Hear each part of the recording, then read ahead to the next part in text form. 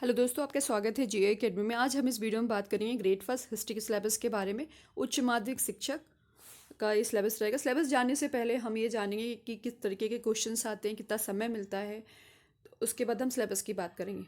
और हाँ, syllabus bilingual रहेगा, मतलब हिंदी इंग्लिश दोनों मीडियम में रखूँगी मैं इसी वीडियो में, तो आप लोग देख लेना। 150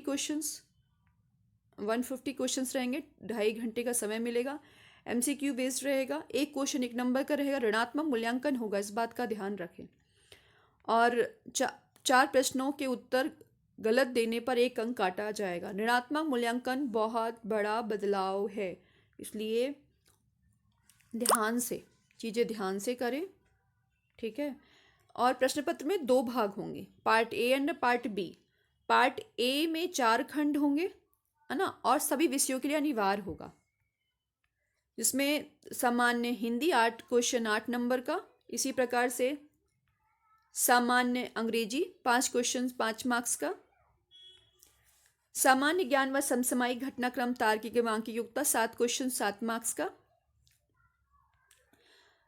शिक्षा शास्त्र 10 क्वेश्चन 10 मार्क्स का।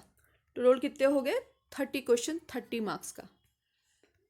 अब आप देख लो, जो पार्ट बी रहेगा उसमें 120 क्वेश्चंस रहेंगे, 120 मार्क्स का रहेगा। 16 विषयों में आयोजित हो रही है ये परीक्षा। और आपका विषय क्या है? इतिहास। 120 क्वेश्चन 120 नंबर का, ठीक है। तो हिस्ट्री से 120 क्वेश्चंस आएंगे। पार्ट ए 30 क्वेश्चन 30 मार्क्स का। चलो तो इसका सिलेबस देख रहे हैं। सामान्य हिंदी, जनरल हिंदी, विलोम शब्द, शब्दावली, व्याकरण, समानार्थक शब्द, वाक्यों का अनुवाद, रिक्त स्थान, त्रुटि का पता लगाना, परिच्छेद, वाक्यांश, मुहावरे, बहुवचन आदि। ये सब आपको ओल्ड पेपर देख लेना, मैं अपलोड कर दूंगी, तो उसके भी थ्रू आप समझ जाना कि कैसे कैसे क्वेश्चंस पूछे जाते हैं, ठीक है। इसके बाद देखेंगे सामान्य अंग्रेजी, general English, verb, tense, voice, subverb, agreement, articles, comprehension, fill in the blanks, adverb, error correction, sentence rearrangement, unseen passage, vocabs and antonyms and synonyms, grammar and idioms and phrases. ये आपका जनरल इंग्लिश में आएगा।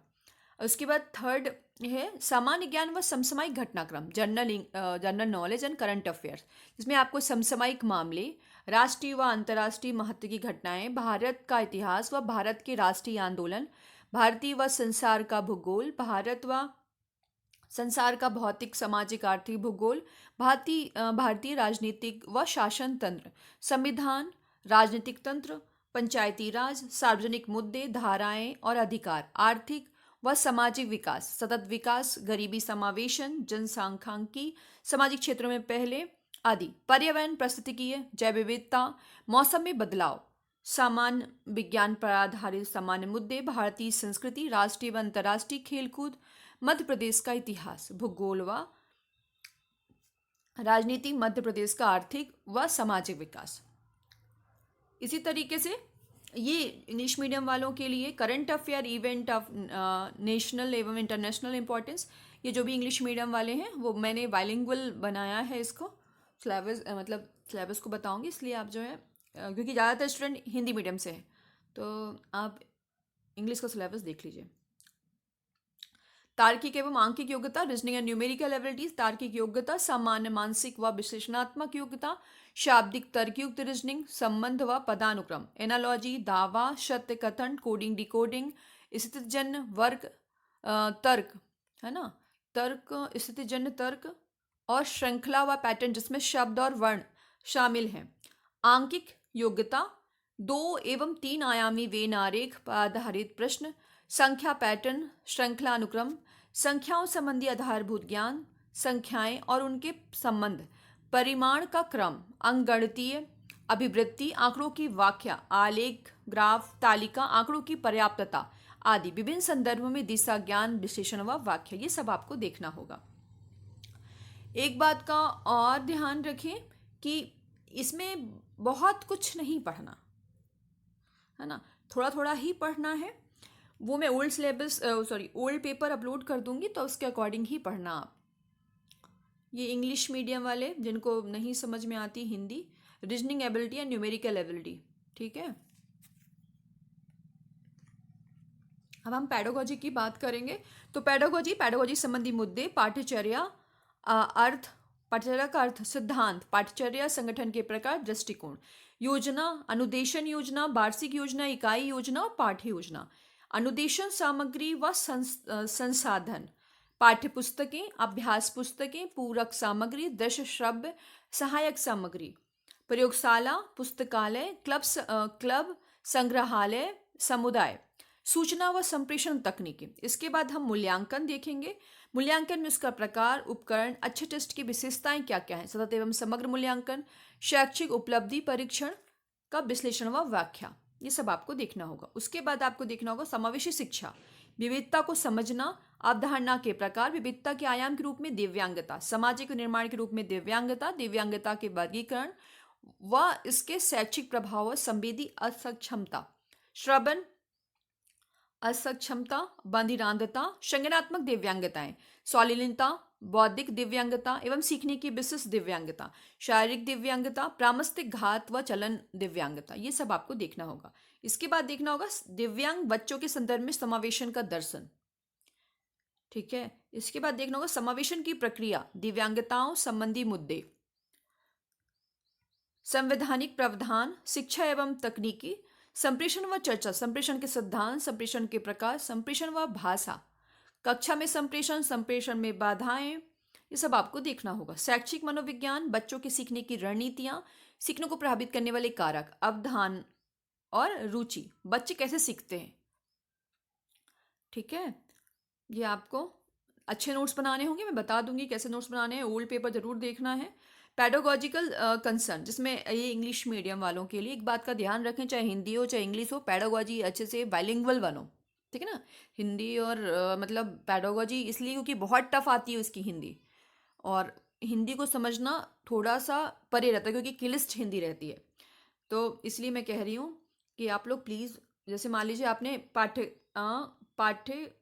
कहाँ गया, पाठ्य चर्चा लिखा, ठीक है ना, उसके साइड में ब्रैकेट में करिकुलम लिख देना, शॉर्ट नोट्स जब तैयार करना तो। ठीक है, इसके बाद ये planning, instructional material resources, evaluation, उसके बाद इंक्लूसिव एजुकेशन जिसमें understanding diversity, disability as a social, ये हो गया। Philosophy of inclusion with reference to children with disability. इसके बाद process of inclusion, concern issue है ना अक्रॉस डिसेबिलिटीज, कॉन्स्टिट्यूशनल प्रोविजंस क्या क्या है, एजुकेशन टेक्नोलॉजी। अब अपना थर्ड है कम्युनिकेशन इंटरेक्शन, इसके बाद एजुकेशनल साइकोलॉजी। इतना ये पूरा हो गया। अब इसके बाद हम पार्ट बी की बात करें जिसमें 120 क्वेश्चंस रहते हैं और 120 मार्क्स का रहता है। ये देखेंगे हिंदी और इंग्लिश दोनों में रहेगा, बाइलिंगुअल रहेगा। ठीक है, देख लेते हैं। ये रहा इतिहास। इतिहास से आशय, इतिहास जानने के स्रोत, मानव का शिकारी एवं खाद्य संग्राहक जीवन, पूरा प्रासाणिक संस्कृति, मध्य प्रासाणिक संस्कृति का विकास एवं विस्तार, शैल कला के विशेष संदर्भ में हड़प्पा एवं उत्तर हड़प्पा संस्कृति, लौ युगीन संस्कृति, उत्तर एवं दक्षिण भारत की महाप्रासाणिक संस्कृति, धार्मिक एवं दार्शनिक विचारों का विकास एवं आधारभूत अध्ययन, बौद्ध जैन वैदिक, राज्य एवं गणराज्यों का उदय एवं विस्तार, संबंधित कालखंड के राजनीतिक इतिहास का ज्ञान प्राप्त करना, मौर्य, शुंग, पश्चिमी क्षत्र, शातवाहन, कुषाण, गुप्त, वर्धन, मौखरी, चेर, चोल, पांड्य, चालुक्य, पल्लव आदि राजवंश एवं उनका शासन प्रबंध। उसके बाद देखेंगे राजपूतों का उदय, प्रतिहार, पाल, चंदेल, राष्ट्रकूट, परमार, कलचूरी, चौहान, गहड़वाल, मुस्लिम आक्रमण, ये सब आपको देखना होगा। फिर आपको देखना होगा मध्यकालीन भारतीय इतिहास के स्रोत जिसमें दिल्ली सल्तनत की स्थापना, विस्तार, सल्तनत कालीन सामाजिक, धार्मिक, आर्थिक, ना, जनजीवन व प्रशासनिक व्यवस्था, सल्तनत कालीन प्रमुख घटनाएं एवं आंदोलन।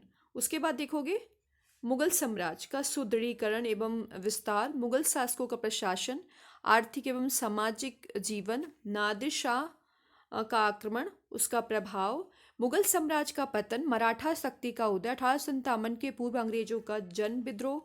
इसके बाद देखोगे आप यूरोपियों का भारत का आगमन, ब्रिटिश शासन की स्थापना एवं भारतीय क्षेत्रों में उनके युद्ध, ब्रिटिश नीतियां एवं उनका प्रशासनिक ढांचा, 1857 का संग्राम, कारण, स्वरूप, परिणाम, भारतीय पुनर्जागरण, नवीन एवं भौगोलिक एवं वैज्ञानिक खोजें, राष्ट्रीय आंदोलन, धार्मिक आंदोलन, भारतीय स्वतंत्रता संग्राम आंदोलन और उसका प्रभाव, स्वतंत्र भारत और तत्कालीन चुनौतियां, विश्व युद्धों का कारण क्या था, घटना, उसका प्रभाव किस तरीके का पड़ा, राष्ट्र संघ एवं संयुक्त राष्ट्र संघ, विश्व की प्रमुख क्रांतियां, उनका प्रभाव, भारत पर क्या प्रभाव पड़ा।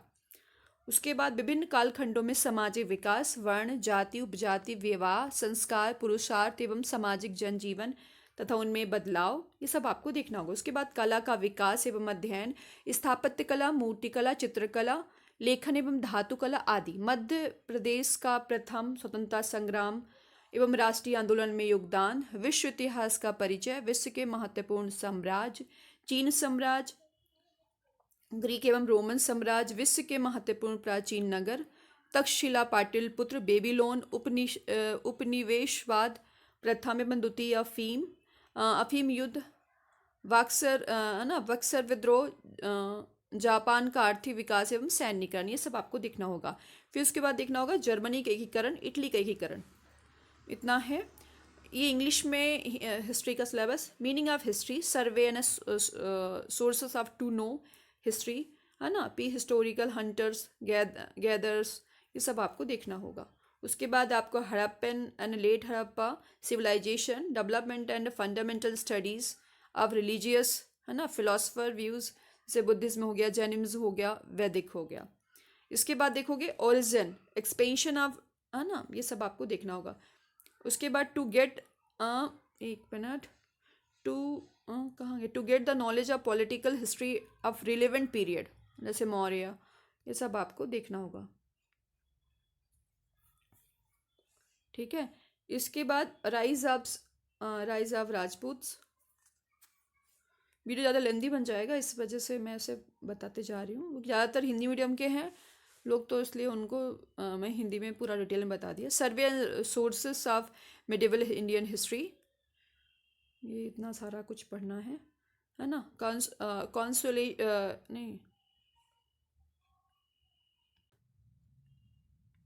कंसोलिडेशन एंड, है ना, territorial expansion of Mughal empire, ये सब आपको देखना होगा। उसके बाद देखना होगा एडवेंट ऑफ यूरोपियंस, ये इतना सारा कुछ।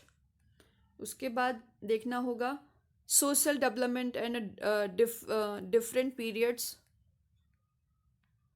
और development of art and studies, है ना।